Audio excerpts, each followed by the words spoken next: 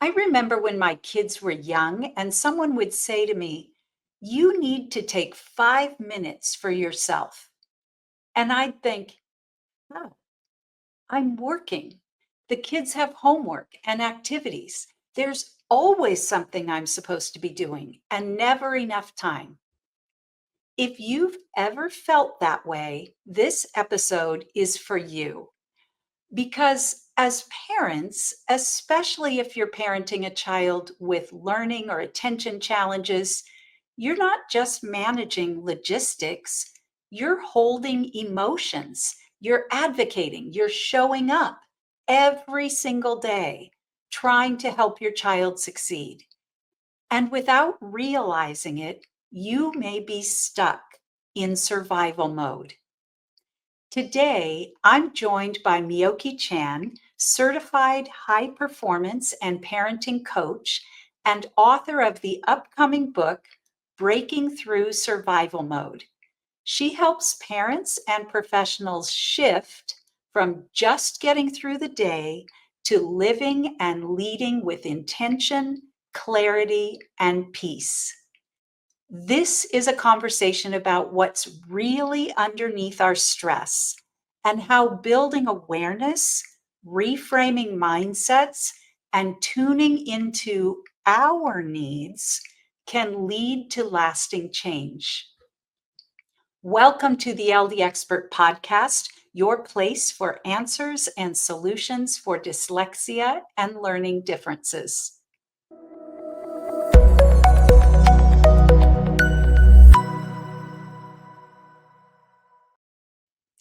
I'm your host, Jill Stowell, founder and executive director of Stowell Learning Centers and author of Take the Stone Out of the Shoe, a must-have guide to understanding, supporting, and correcting dyslexia, learning, and attention challenges.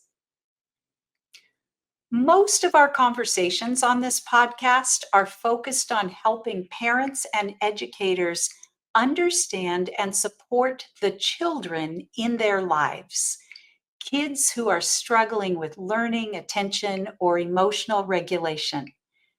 But today's conversation is about you.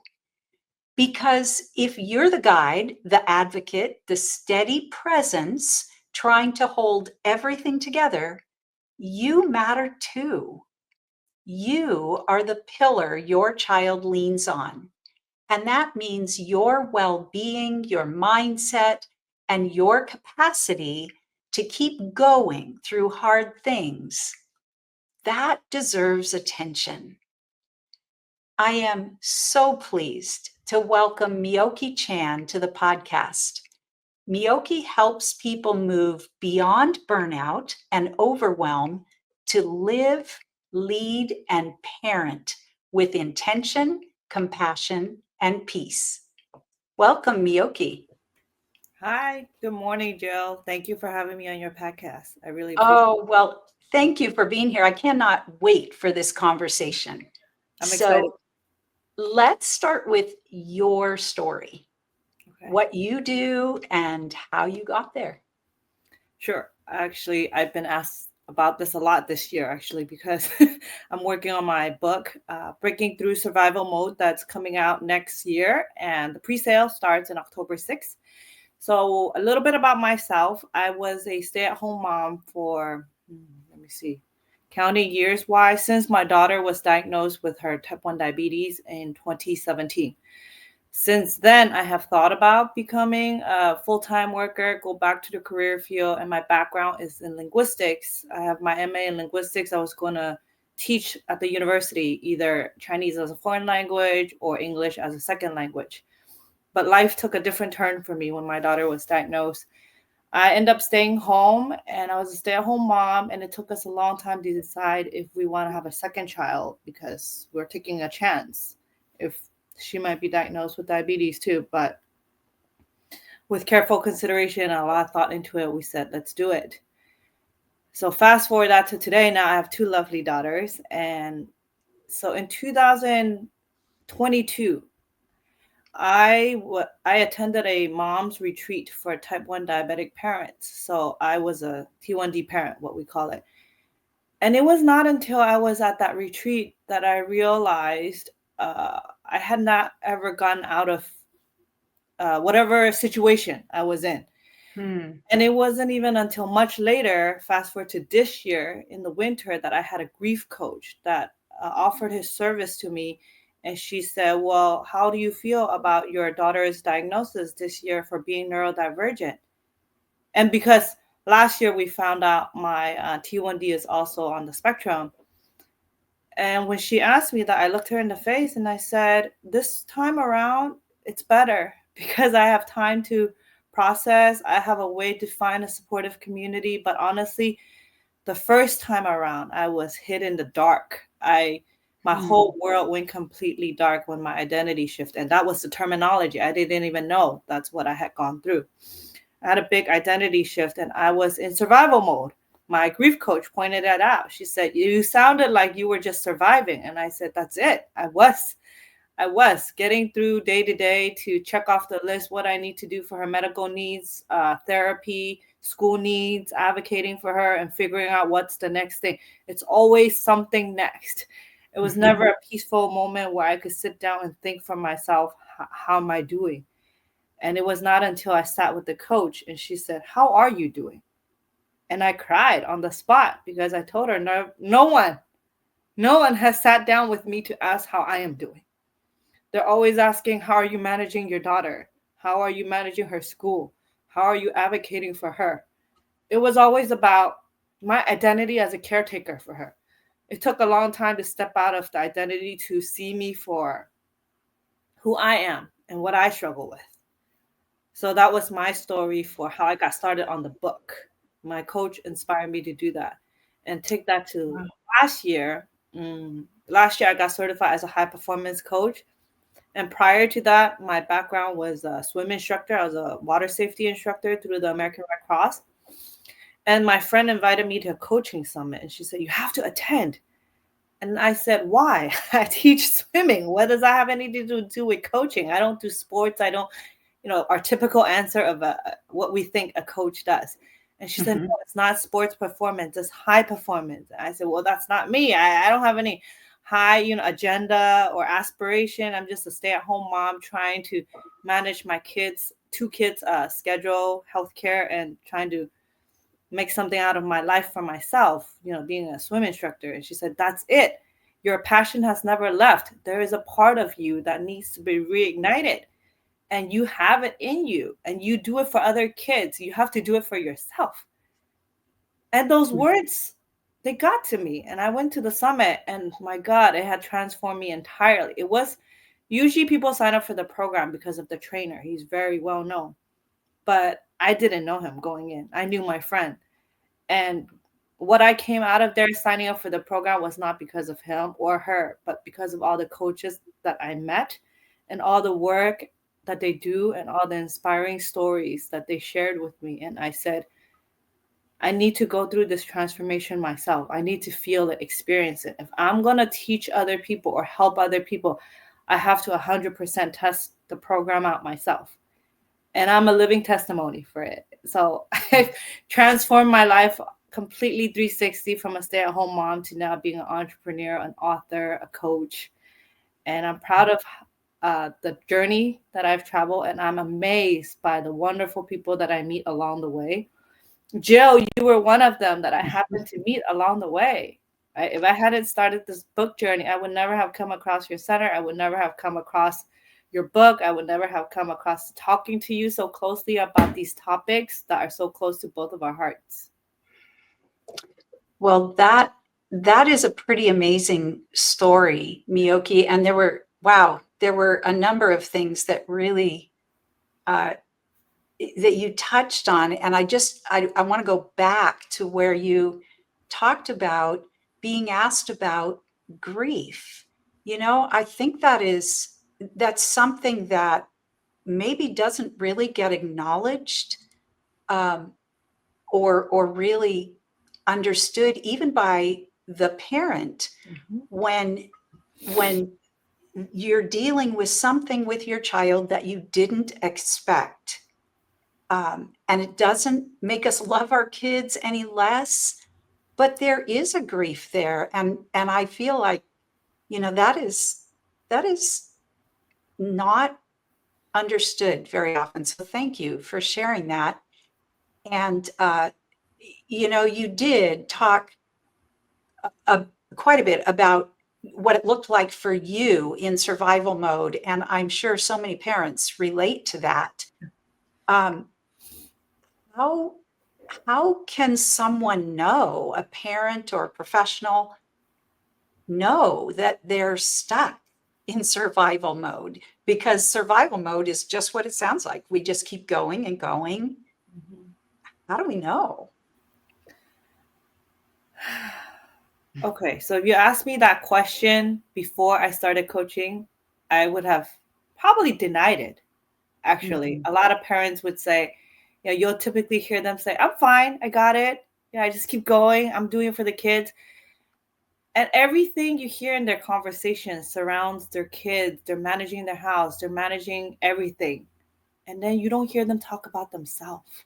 Mhm. You could ask them, like, when is the last time you thought about something you want to do for your life at your free time? And they'll look at you like you're crazy. Like, what are you talking about? There's no me in the equation. There's too many things I have to take care of. I have to run the family. I have to take them from sports to sports, and I have to plan their activities, sign up for their classes. I have to take them to medical appointments, deal with insurance, fill out forms. And then Yeah. you say, yes, but there's 24 hours a day. How many of it do you give to yourself? And they probably can't answer you. And you ask them, well, when's the last time you did something fun or like take a break, and not feel guilty about it? Again, they'll look at you like, what? That's not productive. I can't spend my day lazying away or doing nothing. you Right. know? And it Right. took me a long time to admit to my coach that before I felt like I had to hustle and get things done and get approval for a break. And now Mhm.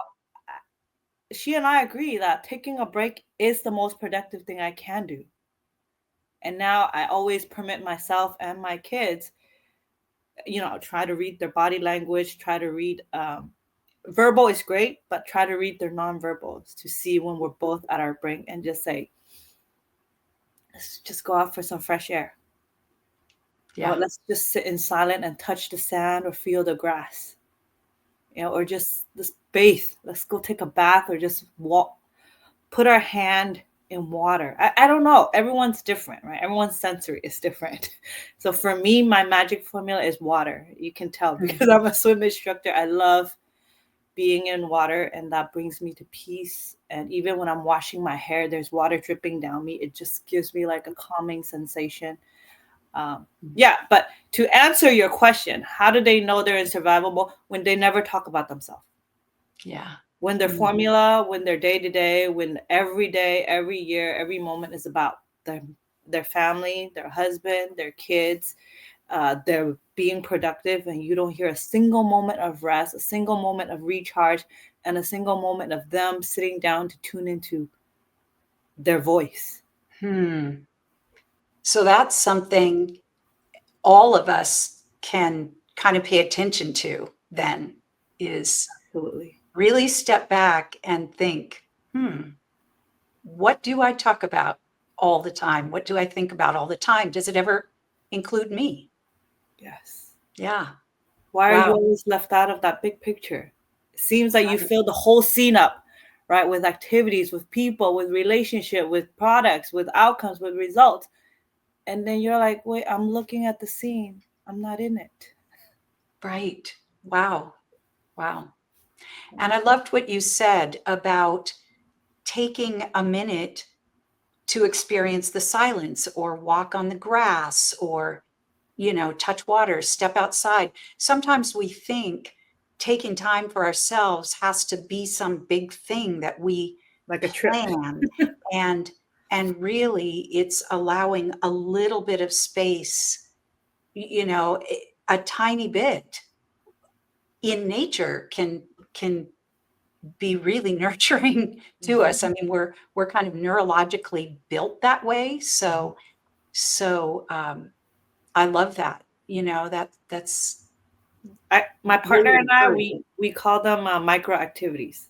Micro activity. Yeah, Yeah. small, tiny things that you don't have to put so much effort, so much thought, because the last thing a parent need is more on their plate. Right? Right. So Right. it's just to make yourself feel like the plate is not as heavy, really. Mm, Everything on the plate doesn't get less. It's just it doesn't feel as less because now you have more of you at present. You have more joy, you have more presence, you have more connection, you have more calm, you have more peace. By giving yourself more, whatever is at hand, the full plate you're holding just feels lighter because you've mm, gotten stronger. nice. Mhm. So you've kind of talked about this a little bit, but from your experience, what are some common ways that people mask their struggle? Even if to everyone else they look successful, but they're really struggling on the inside. What do people typically do to mask? To me, one of the most common one that females, that male too, that they use for a masking mechanism is verbally always saying that they're fine, they're Ah, okay. And you'll see sudden moments where they do break, they collapse, and you're just surprised, like, oh, where did that come from? I thought she was perfectly fine, then she snapped, or he just walked off, mm, or like she just started bursting in tears. That it seems like it came out of nowhere, but it's always from somewhere. It's because they've been holding it in and in and in until you can't capture it anymore. It just has to have an outlet. And yeah. that comes out in like specific episodes, right? When the spouse might do something very minor and you're just like, well, why can't you? Da, da, da.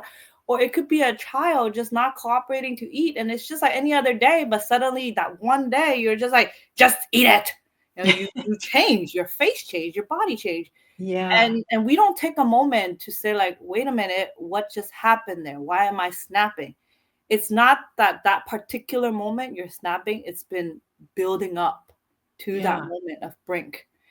So that's a common one when you see like sudden episodes or outbursts of Mhm. these and you just don't know why. You're like, wait, where did that come from? Well, that's crazy. That's not me. That's not what I want to be. And you regret it later. You think back to it, you just like question yourself, but then you're at a loss because you don't Mhm. know where that came from. It's because we never took the time to see that it's been building up, that Right. burnout, that brink. You know, with our students at Stowell Learning Center, we look at resistance or behaviors as a skills gap.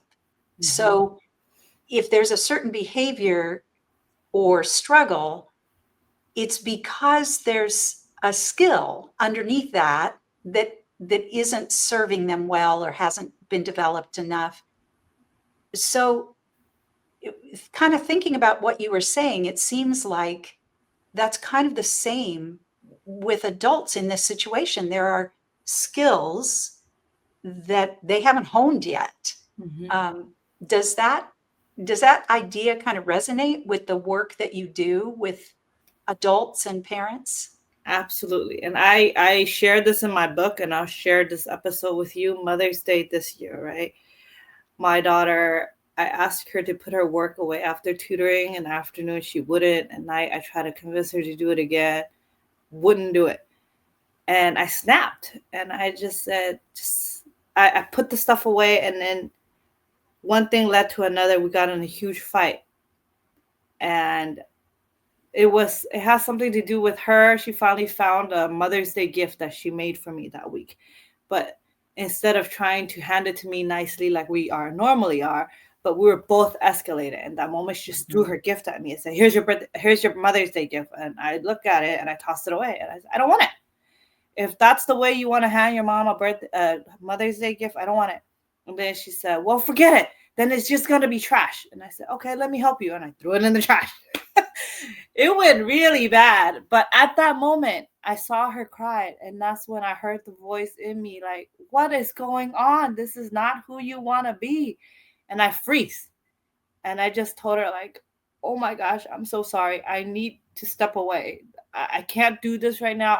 I swear I will come back to you later on tonight to fix all of this. I walked away. I went to the bathroom, looked at myself in the mirror, and said, that this is not the coach you want to be. This is not the parent you want to be. You like think, what do you really want? And I said, I can't think. So wash my hand, deep breath, and my logic finally came back. um, but I still needed time, like another 10, 15 minutes, the reality of my real time. And then I went back to my daughter and I didn't say anything first. I just hugged her and I just said, Mommy loves you. It's nothing that you did wrong today. I just had really big feelings I didn't know how to process. And that's a skill that I didn't get taught in school and in life. And I have to slowly figure it out. And that's why Mommy is being a parenting coach. So she could help other parents do the same thing. Please give me a chance. I want to fix things. And she said, no, I love you, Mommy. It's okay. I did wrong too. And oh my God, we just hugged it out. And it was such a wonderful episode. But I always share that with people because I said it's never too late to repair. And I agree with you. It is skill sets that we could train ourselves to have. The taking an extra beat, delaying the reaction, and asking intentionally who we want to be, how we want to be, and what matters most at that moment.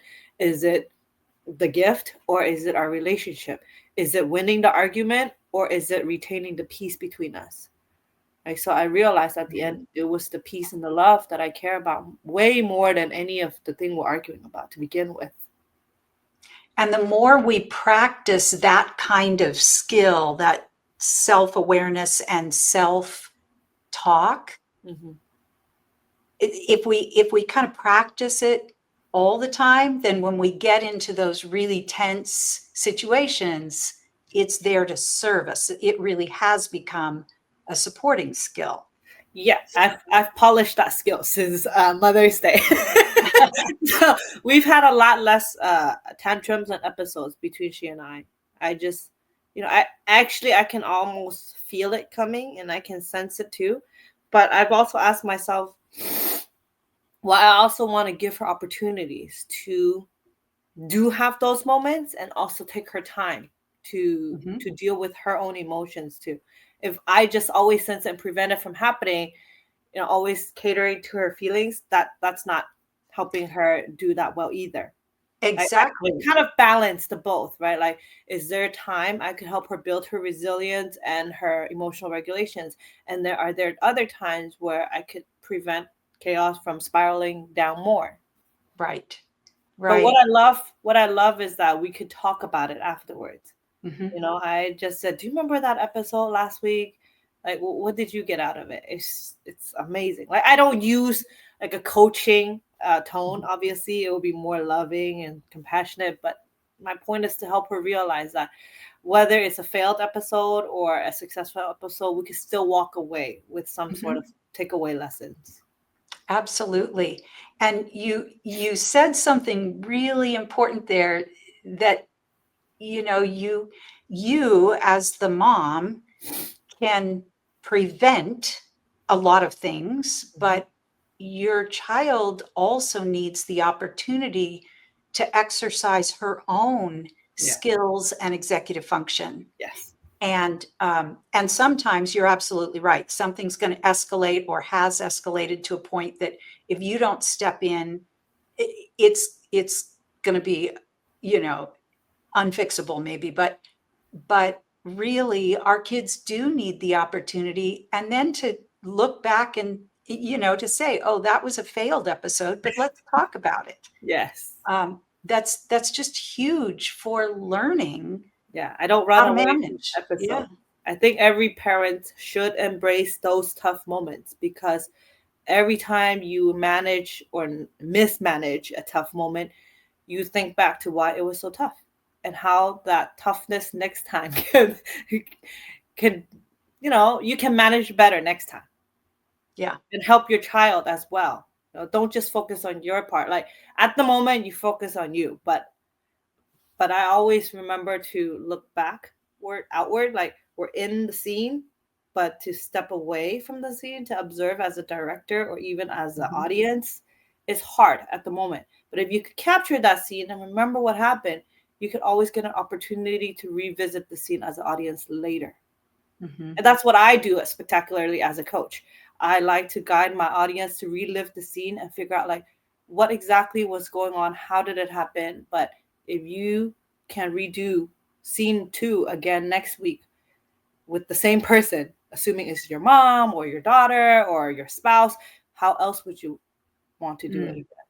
So that you could anticipate and prepare for next time. And not only for yourself, but talk to the child as well, right? That's dual winning. You Right. maximize your effort Absolutely. and result. And so is that kind of what you mean when you talk about rewriting mindset? Is that A kind of what you're little bit, talking about there? you could say sort of ties into that, but when I say rewriting mindset, a lot of it has to do with rewriting narrative. So I have so my background is in high performance coaching. Right? I had clients who come to me sometimes sharing that growing up they had parents that tell them, oh, you need to study this, or why don't you go into this field, and they did, and then they end up leaving the industry or the field to Mm. realizing that that was not their dream. They were Mhm. doing someone else's narrative, they were following someone else's path, and the narrative they've been told is that that industry is not profitable. Let's say creative, right? As a writer, as a musician, Mhm. as an artist, they say go into a business, go into healthcare, go into accounting, but their heart is not there. And they come to me and they're like, I don't know where to go in my life. They need a sense of clarity. And then we figured that we actually had to work on their narrative, the one that they've been told, they've been bought into. And I actually bought into some of those narratives myself growing up. And it was in a household where there was a lot more priority given to male of the house. Mhm. And I always thought that my worth were under my brothers. I thought that uh, guys, value in the household came first. And when I get married, also, I had to always listen to my husband. I'm not saying we don't listen to our spouse. Mm. We still respect them for input, but we could rewire those narratives. I don't think they're fixed, just like learning is not fixed, right? Mhm. Uh, my background is also in linguistics. So I think a lot of the times, if you're willing to hard work, but involved, but it's rewirable. Nothing is fixated. And even things that doctors determine, like, oh, there's no other way, this is the sentence. No, I've seen miracles, I've seen, and I don't call them miracles because I just think they're works of human, Mhm. works of mind, works of determination, and works of clarity. When you have a clear sense, when you're determined and there's no other options, you just keep going until you get to what you want. To Yeah. me, that's rewriting our narrative, we deciding for ourselves what we want, not someone else telling us what we should, what we need. So when you think about a parent Mm-hmm. of a child who is struggling, what might be an old belief or a narrative that that parent might need to unlearn, and what might a healthier internal script sound like? Did that make sense? I don't know Yes. if I No, phrased it very absolutely makes sense. One of the biggest script that parents tend to tell themselves is, I don't know. I don't know about this Mm. diagnosis. I don't know about what this means, and I can't help my child. Or like, there's only so much I can do. I disagree because I came from a long path of advocating for my child before she even knew how to tell me what she needed.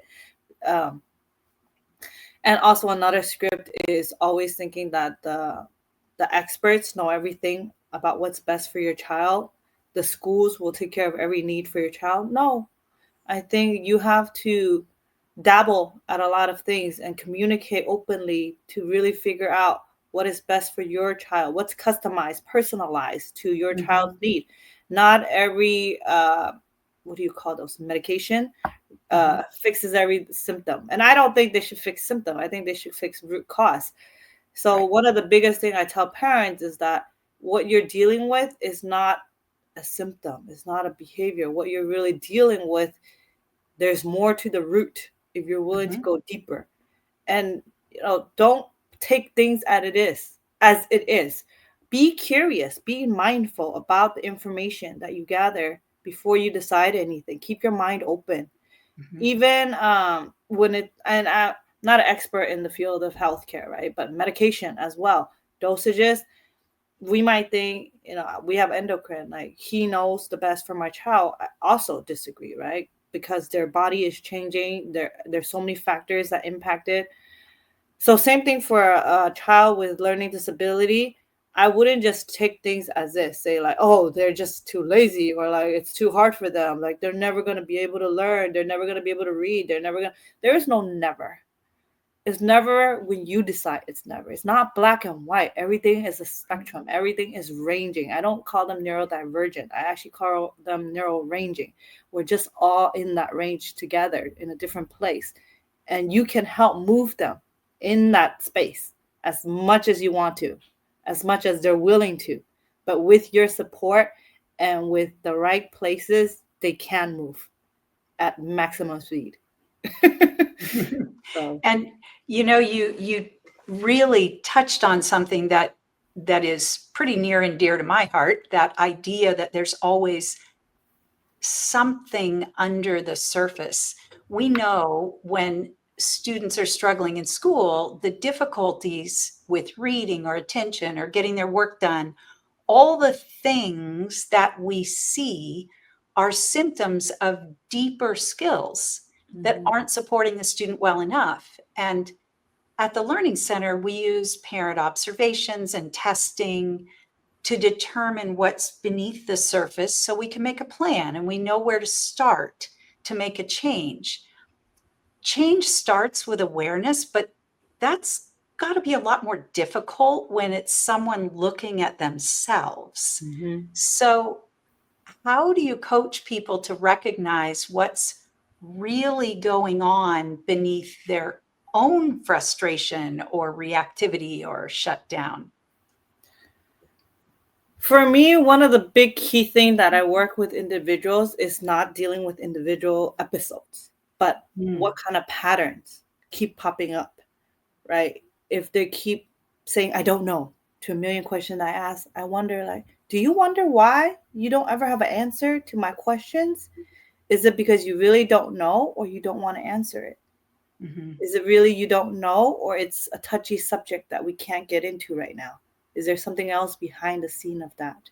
I always try to help them identify whether it's a trigger word or a feeling or a mentality, and really dive deeper to where did that stem from?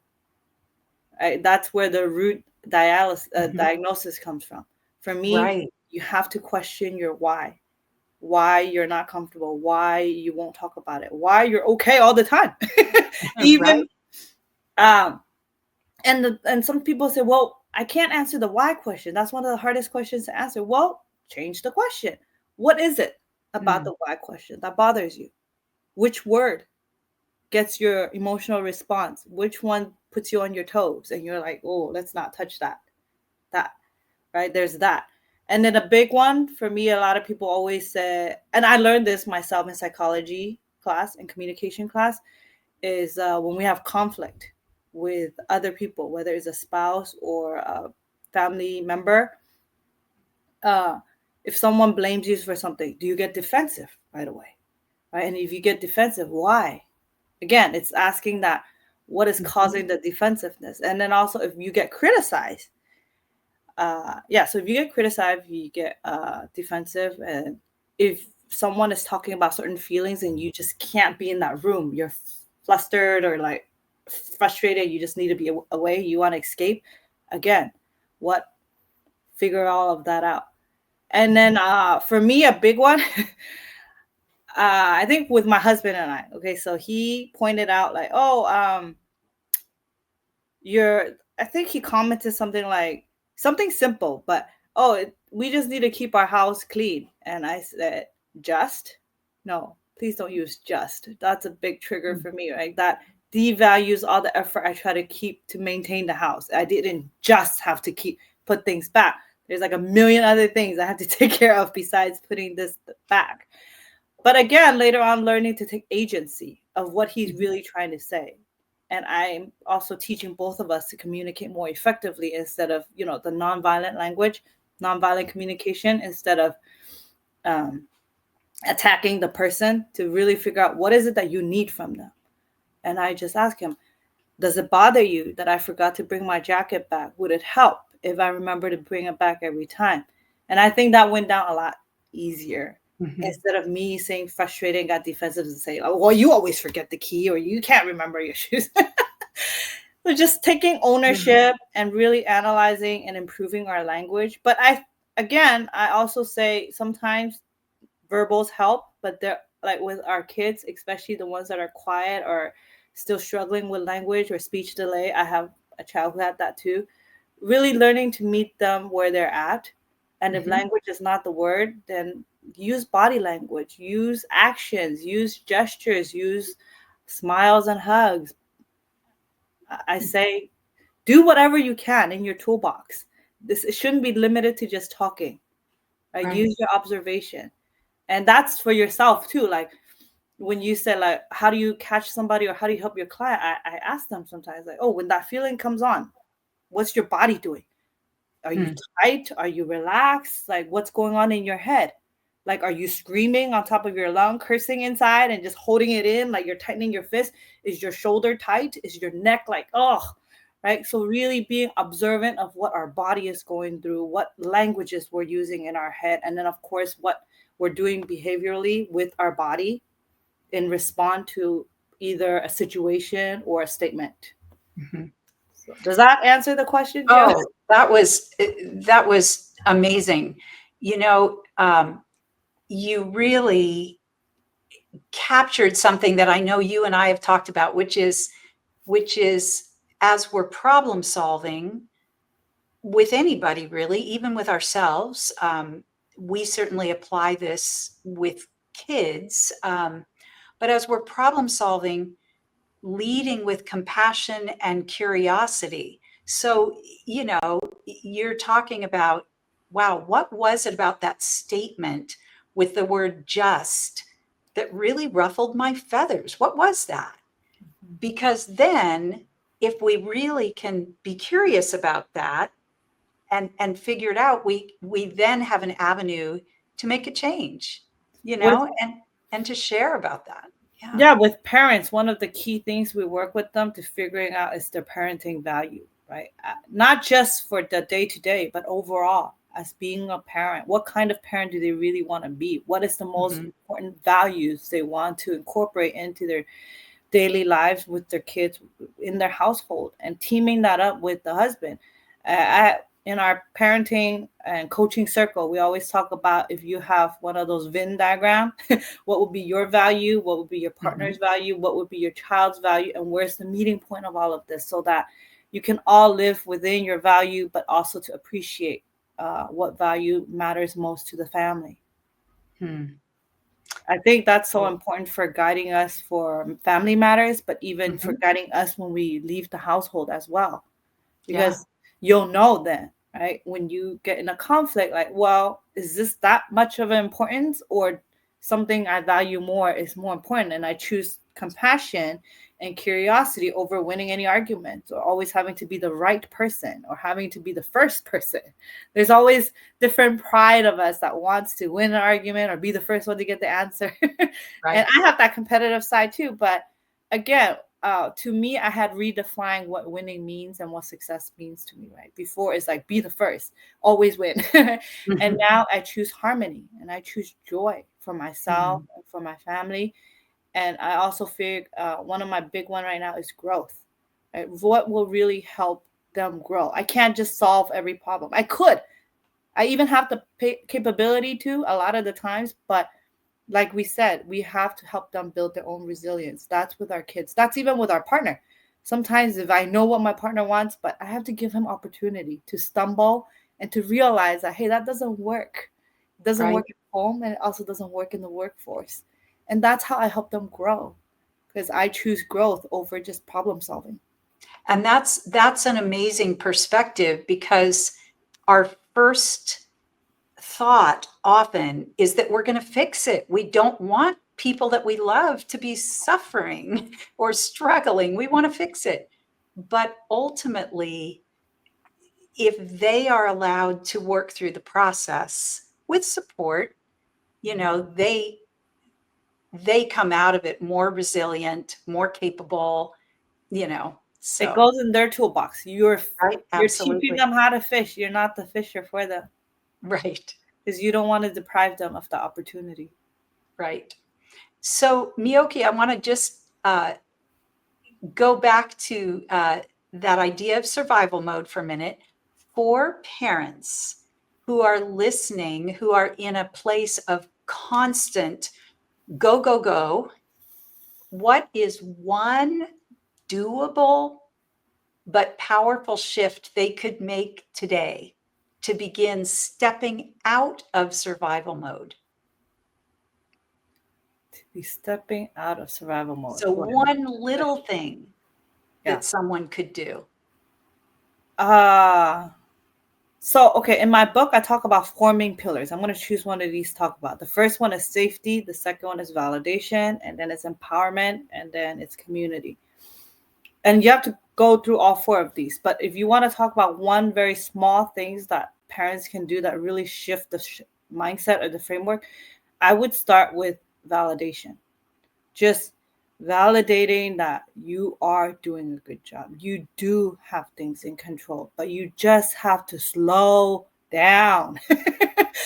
And I say slow down as in don't worry about checking off everything on your to-do list today, Mhm. right? Just refocus and give yourself enough validation that you will get there when you get there. You don't have to rush to get everything done in one day. And I had to tell my friend that, right? She's super high performance and she's entrepreneur, business owner, mom of two boys, and like always worrying that she doesn't get enough done. And I said, just breathe and tell yourself you are doing a lot and you're doing enough. You don't have to get it all done in one day. Yeah. Really, like just that mindset shift and just saying like, I choose to slow down so that I could choose something else to lessen the feeling of having to run on a rat race, having to run on the treadmill like 90 miles per hour. Let's just go on a steady 45 Yeah. until you pick up pace, until you have some sort of system, until you have some kind of support. Then go back to 90. It's okay. But give yourself grace that you could go 45 and you could fluctuate day to day. And here's another thing. A lot of parents, they always like to jam pack their week, their kids' kid, their own agenda and their kids' agenda.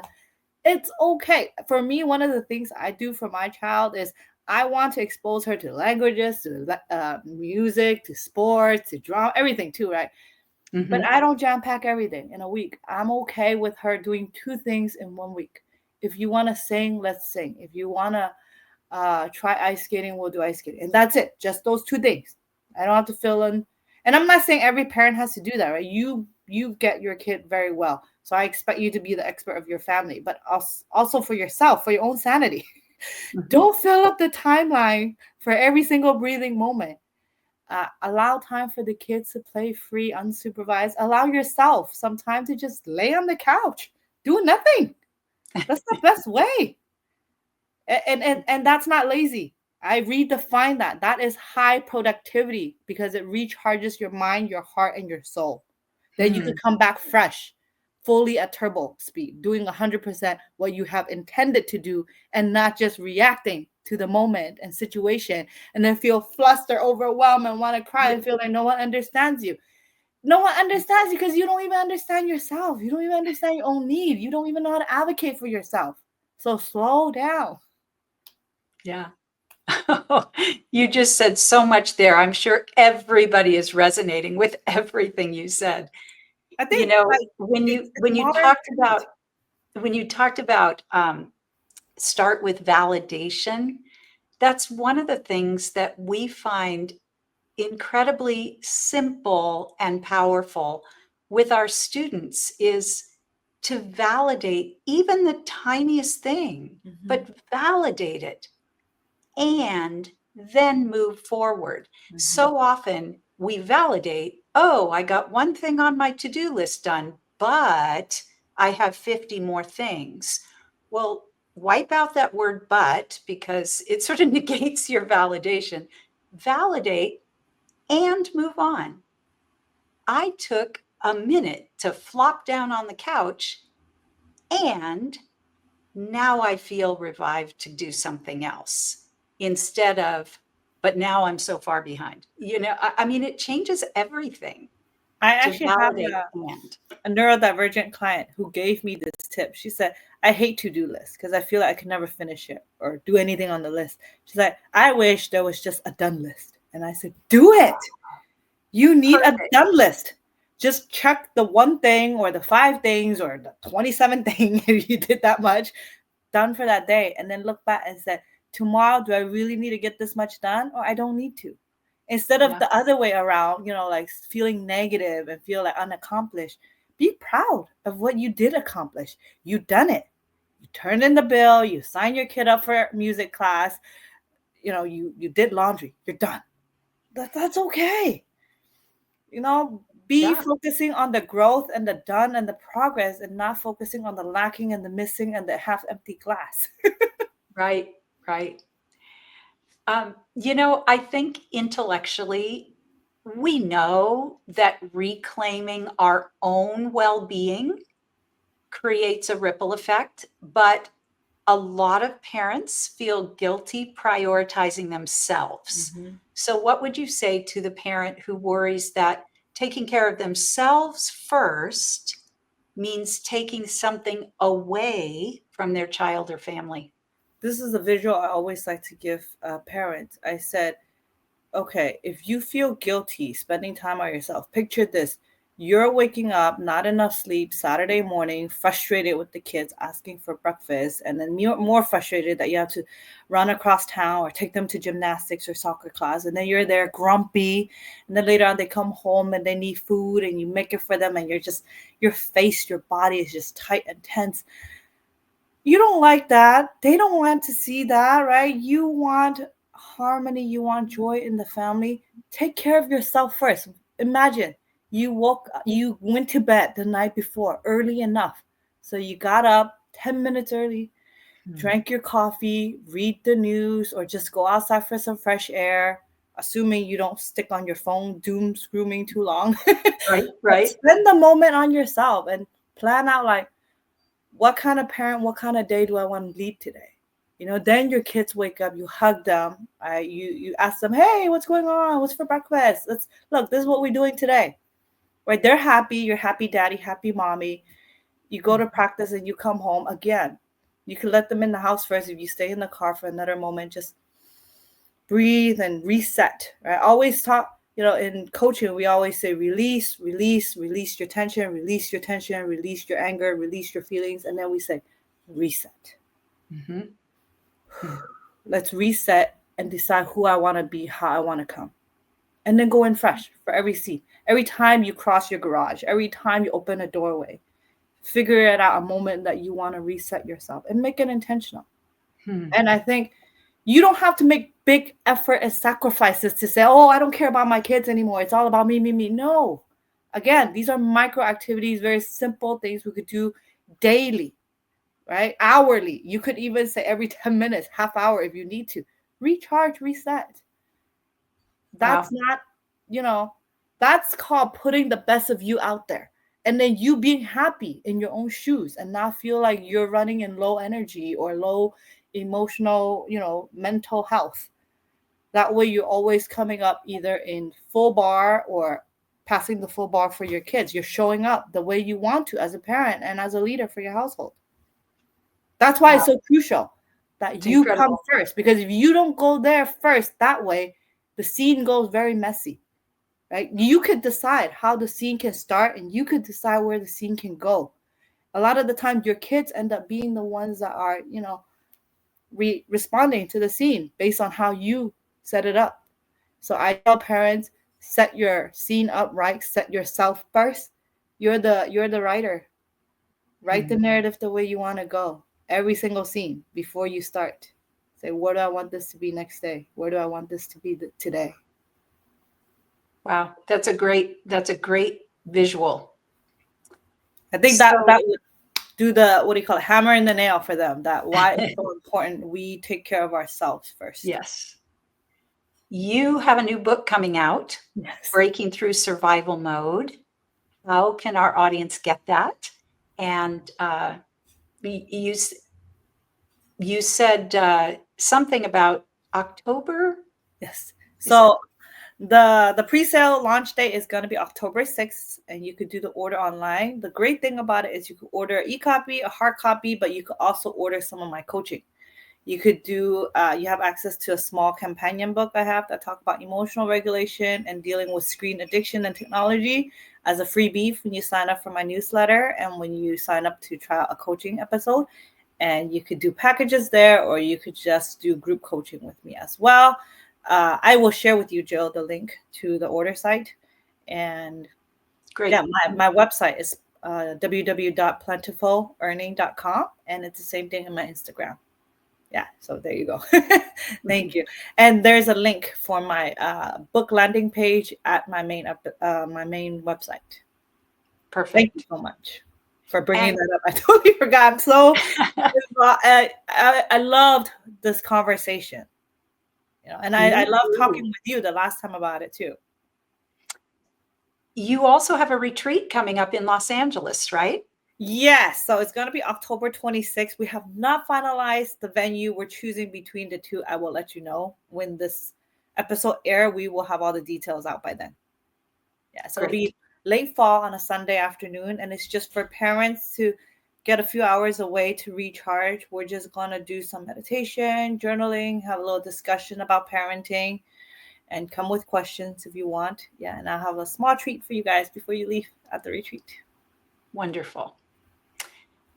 So, last question. What does thriving look like to you, especially for someone who's spent a long time just trying to get through the day? Oh, that's a heavy question. It's the same question that people get when they ask me, what is high performance? Does that mean like I'm getting everything done? Yes and no. Yes, you're getting stuff done, but you're choosing what to get done. You're choosing what to respond to. You're choosing where to spend your time. You're choosing what matters most to you. You're choosing to align with your values and your principles.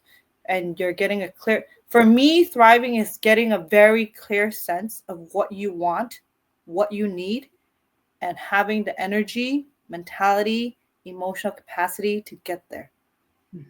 And for me in the book, I also talk about the last point is the community, the support community to engulf yourself in. And if you don't have one, create one, join one. I'm always looking for ways to unite parents and create a safe space for us to be judgment free and to really just talk about parenting and sharing resources. Same thing with my coaching clients. I'm always looking for accountabilities and also to share resources.